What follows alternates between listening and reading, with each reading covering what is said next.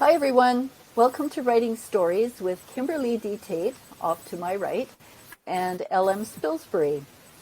This week we're going to talk about inspiration and how we create it, and I suppose the flip side to that, the dark mirror of that, is writer's block. Yeah. And we were talking earlier about the differences between Kim and I on how we perceive the need for creativity in a difficult moment. Kim is one of these people who has such a fertile imagination. I really wish I could live in her head, because Kim can just write wonderful stuff without having to go searching for it, and it just seems to flow onto the page, and I think it's all really wonderful. Whereas I'm the kind of person who as I've said before, I hack it out of granite. Yeah. I have moments where the writing flows, but often it's like, okay, here's what should happen, and here's why that might not happen, and I'm my own worst critic.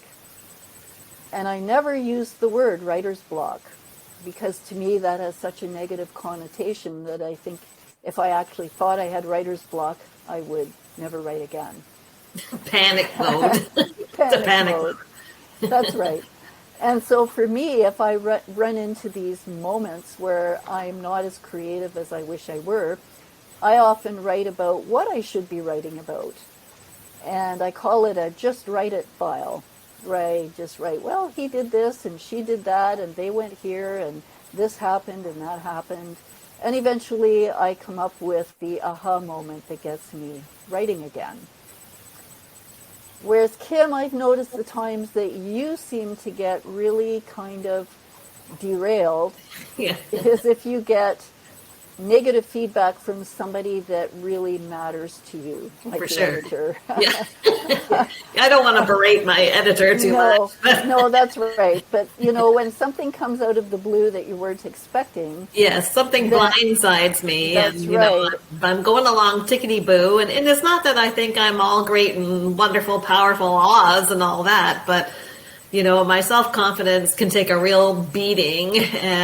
And then I start piling it on myself, and then I start talking myself into, I have this terrible internal monologue with myself, and it's like, you'll never be a writer, you are terrible, and no one's going to ever want to read this crap. And so I can get myself all worked up, and I've been accused of being an overthinker, which, I wholeheartedly agree that I am an overthinker. And yet I have to interject and say that when Kim's at home thinking these terrible thoughts, here I am thinking, oh, she's such a good writer. I'm never going to be as good as that. And, but I guess I'll just carry on. And then you're at home thinking, I can't do this. I know. So... Yeah, I know. But, I tend to get in my own way, and then I start doubting absolutely everything that I've ever written, and it all starts to look like really bad writing. And so I lose all perspective, and, I just get in my own way, and I trip myself up. And so I have noticed that for me, inspiration can come kind of out of the blue.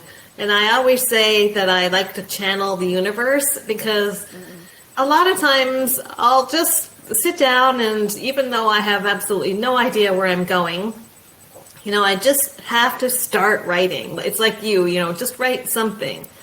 So I start writing, and I kind of get into this little Zen mode where I seem to be channeling somebody, somewhere out in the universe. I have that little muse. I think Stephen King called them the little boy, or the boys in the basement, or something like that. Yeah, that's what he calls them. Yeah. Yeah, and so I'll just be typing away, but the actual physical action of, putting the words on the computer, and then suddenly out of the blue, it's almost like I'm doing automatic writing, what some people do when they're channeling, the spirit world. So it's kind of a little bit like automatic writing, and then this line will appear, and I have absolutely no idea where it came from.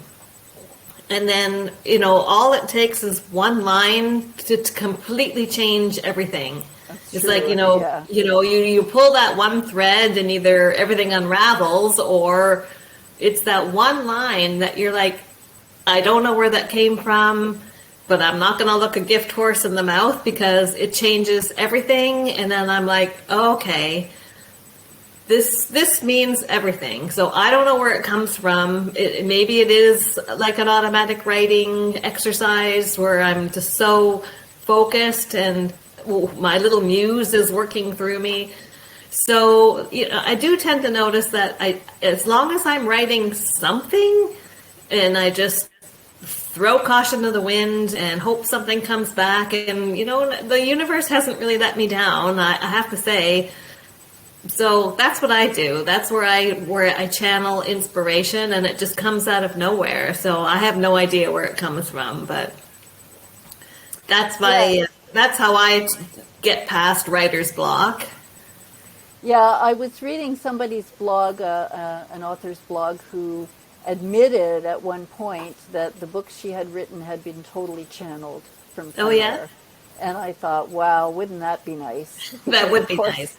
Yeah, that's not something I've ever experienced. Well, that's what happened to me with The History of Lightning. So, that book wrote itself. I couldn't type fast enough. The first draft needed some work, but the story, I never once had to stumble or, I would get up in the morning and I would just go right to work, and it was like the words I couldn't type fast enough, and I knew exactly where I was going, and I knew what the story was about, and I never stumbled once. Now, that doesn't happen very often, but it would be nice if it did, but... Yeah. Well, I do envy you that. I guess our different writing styles and how we deal with moments of lower creativity just go to show that if any of you out there are listening and you are in a slump, you're not alone, and just keep writing. There's always a way out, and I guess we also have to have a lot of faith in ourselves that we actually can do it no matter what route we get there by. And yeah, and definitely, keep reading, because you can get a lot of inspiration from reading other people's works. And sometimes, I've read somebody's book, and there's just been one line in the whole book, and I think to myself, I could expand that one line, the theme of that one line, and write entire book about this. And it's not even really you're not stealing an idea or anything like that, but just one line just opens a whole world of opportunities for you. So keep reading other people's stuff. Don't ever stop reading, because a lot of inspiration can come that way too. Yeah, exactly. Anyways, I suppose, have we said everything we're going to say? I think so. All right. So on that note, we'll say goodbye to everybody and tune in next week for another chat with Kimberly D. Tate and L.M. Spilsbury. Bye for now. Bye now.